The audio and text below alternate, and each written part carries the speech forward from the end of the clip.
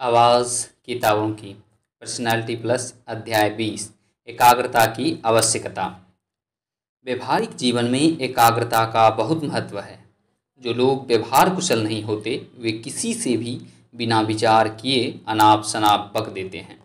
इसका प्रमुख कारण है एकाग्रता की कमी। ऐसे व्यक्ति प्रत्येक कार्य में असफल नहीं रहते, उनका व्यक्तित्व भी नकारात्मक होता है। किंतु जिनका मन एकाग्र होगा, जिनका दूसरों के प्रति व्यवहार अच्छा होगा, जिनके व्यक्तित्व का प्रभाव सकारात्मक पड़ेगा, वे सदा सफल रहते हैं। लोग भी उनके साथ सहयोग करने में प्रसन्नता का अनुभव करते हैं। कार्नेगी का कथन है, व्यापार आदि में नौजवानों के असफल होने का प्रमुख कारण यह है कि वे अपने मन को एकाग्र नहीं कर पाते। क्या हर वह व्यक्ति जो बड़ा बना है और सफल हुआ है, उसने अपनी शक्तियों को विशेष धारा में सीमित नहीं किया? वस्तुतः उस कार्य से कोई लाभ नहीं जिसे आप पूरी तल्लीनता से न करें। उचित यह है कि प्रत्येक कार्य को पूरे ध्यान से करें। वह कार्य जो उस क्षण की आवश्यकता है। आज के ज़माने में जो अपने प्रयत्नों को बिखेरता है, वह सफल होने की आशा नहीं कर सकता। मानसिक चंचलता अनेक असफलताओं को जन्म देती है और स्थिर उद्देश्य, डगमगाता ध्येय, इनके लिए 21वीं सदी में कोई स्थान नहीं है।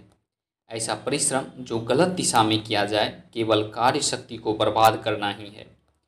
यह भी हो सकता है कि व्यक्ति सदैव कार्य करता रहे फिर भी जीवन में आगे न बढ़े। एक बच्चे ने अपने खिलौने के बारे में कहा, यह एक गाड़ी की तरह भाप निकालता है। यह सीटी देता है किंतु यह जाता कहीं नहीं है। इस संदर्भ में यहाँ एक घटना का जिक्र करते हैं। एक किसान ने अपने नए नौकर से कहा, देखो, इस तरह काम नहीं चलेगा, तुम्हारा हल टेढ़ा चलता है। इन लकीरों पर पैदा फसल किसी काम की नहीं होगी। अपनी आंखें खेत के पार किसी चीज़ पर जमाए रखो और उस ओर चलते जाओ। देखो, वह गाय खेत के उस ओर खड़ी है। हल चलाना शुरू करो और उस पर आंखें जमाए रखो। इससे तुम्हारा हल सीधी लकीर पर चलेगा। जी अच्छा, नौकर ने कहा। 10 मिनट बाद जब किसान लौटा तो उसने देखा कि हल सारे खेत में एक गोल दायरे में घूम रहा था। वह चिल्लाया, अरे रुको रुको, यह क्या कर रहे हो? क्या हुआ? नौकर वहीं से चीख कर बोला, साहब, मैं आपको विश्वास दिलाता हूँ कि मैंने आपके कहने के अनुसार ही कार्य किया है। मैं तो गौ माता पर आंखें जमाए सीधा जाना चाहता हूँ, लेकिन गौ माता तो कहीं एक जगह ठहरती ही नहीं। घूमता फिरता उद्देश्य, उसके पीछे इधर उधर भटकते फिरना, जीवन की उद्देश्यहीन, विचारहीन तथा बुद्धिहीन व्यवस्था। यह और क्या है सिवाय असफलता को निमंत्रण देने के? जो असफल होते हैं और जो सफल होते हैं, उनके बीच का यह बड़ा अंतर इस कारण नहीं है कि उनमें से प्रत्येक ने कितना कार्य किया। वास्तविक कारण यह है कि बुद्धिपूर्वक कितना कार्य किया है। एक व्यक्ति जिसमें बुद्धि की केवल एक इकाई है किंतु वह एक स्थिर उद्देश्य पर अपनी शक्तियों को केंद्रित कर देता है, वह उस व्यक्ति से अधिक सफलतापूर्वक कार्य करता है जिसमें बुद्धि की इकाइयाँ तो 10 है किंतु जो अपनी शक्तियों को बिखेरता फिरता है और उसे कभी यह मालूम नहीं होता कि आगे क्या करना है। ऐसे व्यक्ति का कोई मुकाबला नहीं कर सकता जिसका कोई स्थिर उद्देश्य होता है और जो उसमें तन मन धन से पूर्ण व्यक्तित्व से लग जाता है। बड़ी से बड़ी शिक्षा, परिश्रम और इच्छा शक्ति इसका मुकाबला करने में समर्थ नहीं है। उद्देश्यहीन जीवन अवश्य ही असफल होगा। मेजर विलियम्स मैकफिल ने ओहियो क्षेत्र से कांग्रेस का सदस्य निर्वाचित हुआ था। प्रेसिडेंट हेयस ने उसे सलाह दी थी, सफलता तथा यश प्राप्त करने के लिए यह आवश्यक है कि तुम किसी खास दिशा की ओर चलो। ऐसा कभी न करो कि जो भी प्रस्ताव या विधेयक सामने आए उस पर बोलना शुरू कर दो। तुम अपने को उसी विषय तक सीमित रखो जिसका तुम विशेष रूप से अध्ययन करते हो। विशेषज्ञ बनो। कानून की कोई शाखा ले लो और उसे अपने अध्ययन का विषय बना लो। तुम चुंगी का विषय क्यों नहीं ले लेते? यह ऐसा विषय है जो आगामी कई वर्षों तक निर्धारित नहीं होगा। इसमें अध्ययन का बड़ा अवसर है। विलियम के कान में प्रेसिडेंट हेयस के ये शब्द गूंजते रहे। उसने चुंगी के विषय का विशेष अध्ययन प्रारंभ कर दिया और शीघ्र ही इस विषय के अग्रगण्य विशेषज्ञों में सम्मिलित हो गया। जब संसद द्वारा उसका चुंगी विधेयक पारित किया गया तो वह उसके कांग्रेस जीवन का सर्वोत्तम क्षण था। जो मनुष्य अपने आप को पूर्णतः एक विचार के प्रति समर्पित कर देता है वह अवश्य कुछ न कुछ प्राप्त कर लेता है, और यदि उसमें योग्यता तथा सामान्य ज्ञान है तो उसकी सफलता और भी अधिक होगी। परिस्थिति के अनुसार अपने को ढाल लेने का गुण जीवन चलाने के लिए बहुत आवश्यक है, किंतु इसके साथ यह भी सच है कि तुम जिस काम में लगे हो, महाकवि गेटे के शब्दों में, तुम्हें पूरी तरह वही होना चाहिए। तुम्हें उसके लिए सोचना है, उसके लिए योजना बनानी है, उसके लिए काम करना है, उसके लिए जीना है। उसमें अपना मन, शक्ति, ऊर्जा, हृदय तथा आत्मा सब कुछ समर्पित कर देना चाहिए। तब सफलता स्वयं आकर तुम्हारे गले में जयमाला डालेगी। जो आज तक सफल दिखाई देते हैं वे सब ऐसे व्यक्ति हैं जिनके सम्मुख एक अनन्य विचार है, जिनके जीवन में कोई एक और अत्यंत प्रिय उद्देश्य है। इसके उदाहरण के रूप में जॉन हॉपकिंस की जीवन कथा प्रस्तुत करना अनिवार्य है। उसने यह घोषणा की थी कि परमात्मा ने मुझे यह कार्य सुपुर्द किया है कि मैं अपने धन को बढ़ाऊं। महान धनराशि जो मैं कमाता हूं वह उधार मांगने वालों अथवा भिखमंगों के लिए नहीं है। लोग इसी कारण उसे महाकंजूस, कमीना और कौड़ी को भी दांतों से पकड़ लेने वाला कहते थे, किंतु उस पर कोई प्रभाव नहीं पड़ता था। कई वर्षों के कार्यकाल में उसका एक ही उद्देश्य था और वह था कई लाख डॉलर कमाना। वह अपने इस उद्देश्य में सफल भी हुआ। इसके बाद उसने अपना जमा धन खुले हाथों से दान कर दिया। 40 लाख डॉलर एक बड़े विश्वविद्यालय को दान दिए और 20 लाख डॉलर अन्य छोटे संस्थानों को। उसने अपने व्यापारिक जीवन के प्रारंभ में जो योजना बनाई थी वह सब उसी के अनुसार किया। जब विख्यात डॉक्टर जॉर्ज एफसर्डी की आयु 19 वर्ष की थी तो उसने अपने धनी पिता से कहा कि मैं लंबी छुट्टियों में बाहर जाकर कुछ पैसा कमाना चाहता हूँ। पिता ने उसे समझाने की बहुत कोशिश की कि वह न जाए। फिर भी जॉर्ज एक दिन डगलस की व्यापारिक एजेंसी में गया। आजकल वह एजेंसी RC दुन के नाम से जानी जाती है।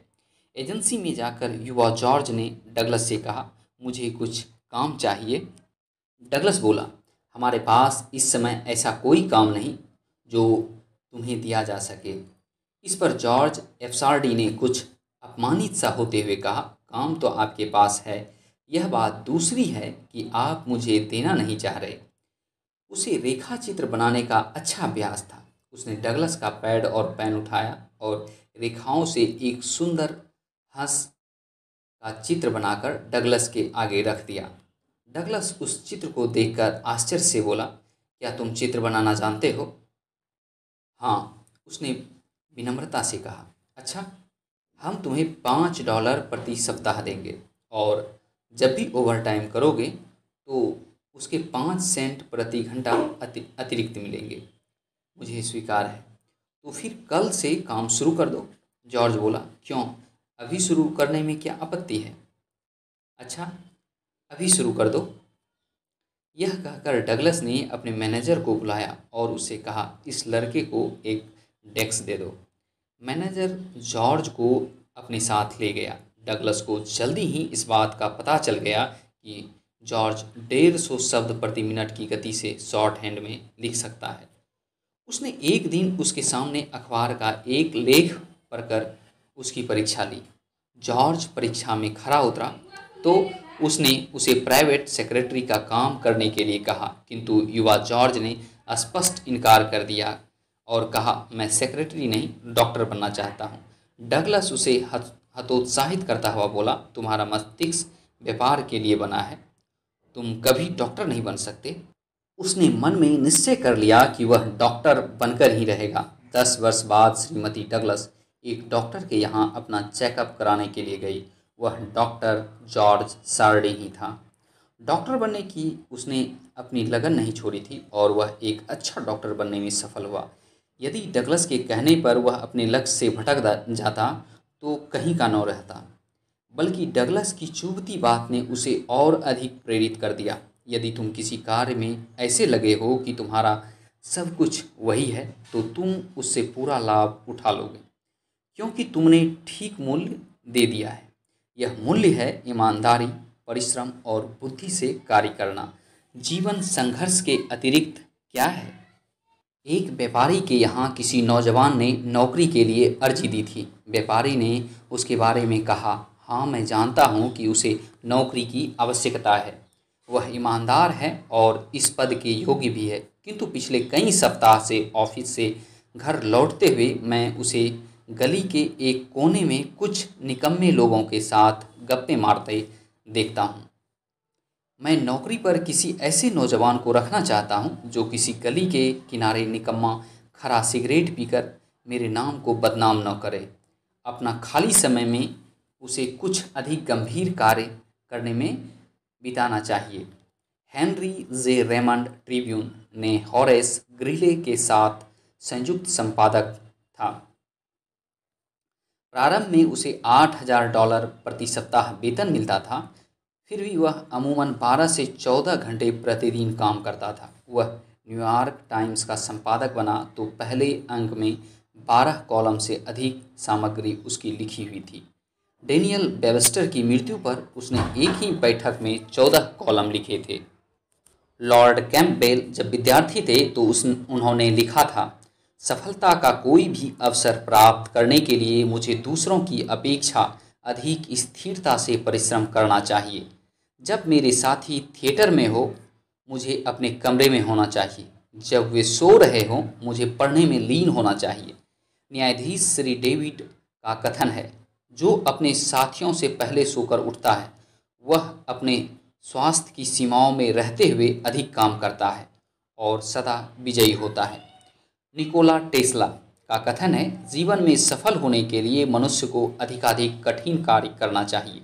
उसे दिन रात लगातार कार्य करते रहना चाहिए। संसार में कोई राजमार्ग नहीं है।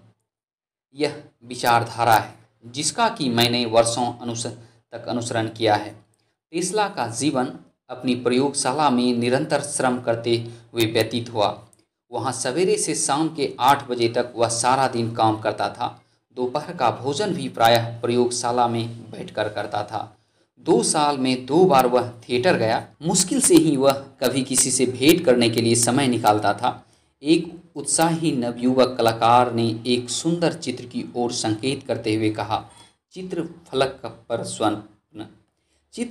पर तालिका से कोई 10,000 प्रहार करना सीखो, जो तुम्हारे स्वप्न का निर्माण होगा। सफलता के लिए यह पहली शर्त है कि आपको अपने कार्य से प्रेम होना चाहिए। सर्वोत्तम कार्य तभी किया जाता है जबकि करने वाले को उससे प्रेम होता है। अपना कार्य भलीभांति करने से मनुष्य को संतोष मिलता है। जो मनुष्य किसी विशेष कार्य में सफल हुए हैं, क्या उन्होंने एक सूक्ष्म प्रकार के उत्साह का अनुभव नहीं किया है? मॉन्टेन का कहना है कि वह मनुष्य कुछ नहीं जब तक कि वह जोश में नहीं है। सब चीज़ों से भरा हुआ उत्साह प्रत्येक आविष्कार, प्रत्येक उत्तम चित्र व प्रतिमा, प्रत्येक महान कविता, प्रत्येक निबंध या उपन्यास में प्रविष्ट होना चाहिए। तभी सारा संसार सांस रोककर उसकी प्रशंसा करता है। जवानी को रोका जा सकने वाला जादू किन तत्वों से बना है? केवल उफनते उत्साह से। जवानी को कभी आगे अंधेरा नहीं दिखाई देता। वह भूल जाती है कि असफलता नाम की भी कोई चीज़ है। उसका विश्वास होता है कि समस्त मानव जाति उसके आगमन की प्रतीक्षा में बैठी है तथा सब उसके नेतृत्व का अनुसरण करेंगे। क्या आपने कभी सोचा है कि कुछ लोग दूसरों के सर्वश्रेष्ठ गुणों को कैसे बाहर निकाल लेते हैं? ऐसा लगता है जैसे वे यह जानते हैं कि अपने अनुयायियों से अतिरिक्त प्रयास कैसे करवाए जाएं।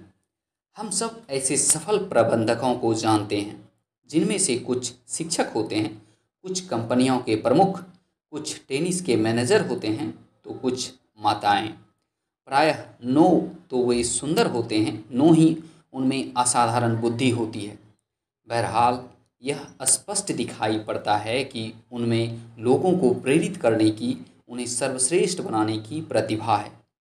प्रत्येक प्रेरित करने की उनकी इस उल्लेखनीय योग्यता के कारण वे हर कार्य में अत्यंत सफल होते हैं।